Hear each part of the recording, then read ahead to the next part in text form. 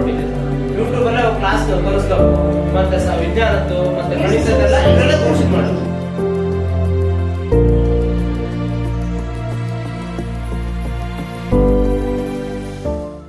ಮೊದಲು ಭಜಿಸುವೆವು ಗಣನಾಥನ.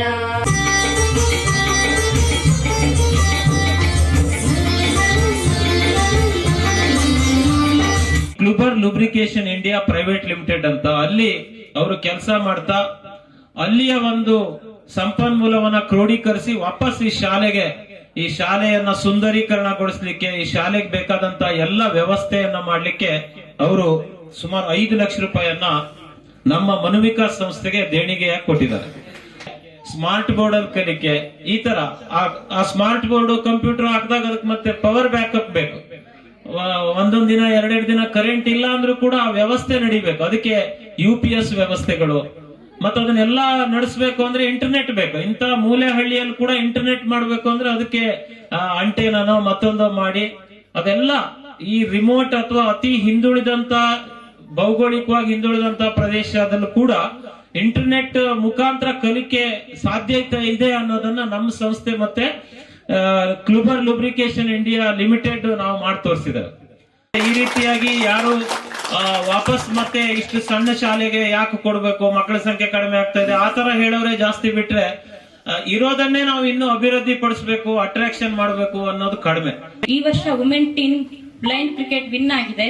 ಅದು ಸಮರ್ಥನಂ ಅಂಗವಿಕಲರ ಸಂಸ್ಥೆ. ಲಾಸ್ಟ್ 10 ವರ್ಷದಿಂದ ನಾವು ಸಮರ್ಥನಂ ಅಂಗವಿಕಲರ ಸಂಸ್ಥೆಗೆ ಅನುದಾನ ಕೊಡ್ತಾ ಇದೀವಿ. ಮನೋವಿಕಾಸ ಸಿಕ್ಕಿರೋದು ನನ್ನ ಒಂದು ಅದೃಷ್ಟ. ಗಣಪತಿ ಭಟ್ರವರು ತುಂಬಾ ಸಹಕಾರ ಮಾಡಿದ್ರು. ಇಷ್ಟು ಕಡಿಮೆ ವೆಚ್ಚದಲ್ಲಿ ಇಷ್ಟು ಚೆನ್ನಾಗಿ ಮಾಡ್ಕೊಡ್ತಾರೆ ಅಂತ ನಾನು ಕಲ್ಪನೆ ಮಾಡ್ಕೊಂಡಿರ್ಲಿಲ್ಲ. Credit goes to Kluber Lubrication. ನನ್ನ ಮಾತಿಗೆ ಅವರು ಒಂದು ಪ್ರತ್ಯುತ್ತರ ನೀಡದೆ, ನೀನು ವಿಜಯ ಹೇಳ್ತಾ ಇದ್ದಾಳೆ ಅಂದ್ರೆ ಫಂಡ್ ಮಾಡ್ತೀವಿ ನಾವು ಅಂತ ಕೊಟ್ಟಿದ್ದಾರೆ. ಸೊ ಮುಂದೆ ಡೆಫಿನೆಟ್ಲಿ ಮನೋವಿಕಾಸ ಜೊತೆಗೆ ನಂದಂತೂ ಕಾಂಟ್ರಿಬ್ಯೂಷನ್ ಇದ್ದೇ ಇರುತ್ತೆ. Thank you.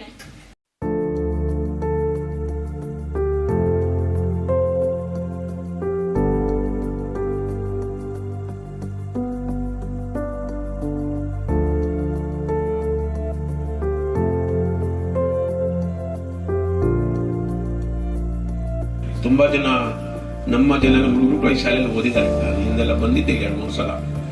ಅಂತ ಒಂದು ಶಾಲೆ ಇವತ್ತು ಒಂದು ಹಂತಕ್ಕೆ ಚೆನ್ನಾಗಿ ಆಗಿದೆ. ಮನೋವಿಕಾಸ್ ಸಂಸ್ಥೆ ಇದ್ರ ಬಗ್ಗೆ ಎಷ್ಟು ಹೇಳಿದ್ರು ಕಡಿಮೆ. ಕಾರಣ ನನ್ನ ಬಾಂಧವ್ಯ ಕಳೆದ 10-15 ವರ್ಷದಿಂದ ನನ್ನ ಕ್ಷೇತ್ರದಲ್ಲಿ ಎಷ್ಟು ಕೆಲಸ ಮಾಡಿದಾಗ ಅಂತಂದ್ರೆ, ಒಂದು ರೀತಿಯಲ್ಲಿ ನನ್ನ ರಾಜಕೀಯ ಜೀವನದ ಬದುಕಿಗೆ ಒಂದು ಹೊಸ ಅಕ್ಷರವನ್ನೇ ಬಂದಿದೆ.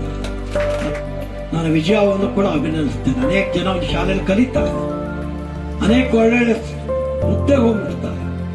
ಉದ್ಯೋಗ ಹೋದರೆ ಕಲಿಸ ಶಾಲೆ ಕಲಿತ ಹುಟ್ಟಿ ಬೆಳೆದಂತ ತಂದೆ ತಾಯಿಯನ್ನು ನೆನಪಿಡ್ತಕ್ಕಂಥ ಸಂಖ್ಯೆ 20ನೇ ಶತಮಾನದಲ್ಲಿ ಅತಿ ವಿರಳವಾಗಿ ನಾವು ಕಾಣ್ತೇವೆ.